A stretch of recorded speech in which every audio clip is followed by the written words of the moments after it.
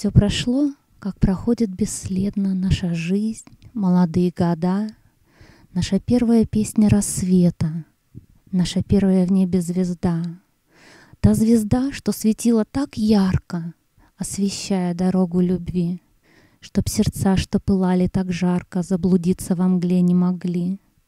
чтобы песня любви прозвучала, наполняя своей красотой бездну полную нежной печали в темном небе под белой луной,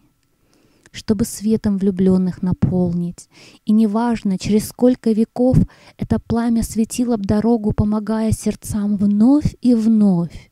не бояться тернистых тропинок, видеть свет в тишине темноты и звезду, что горит для влюбленных, узнавать в глубине пустоты,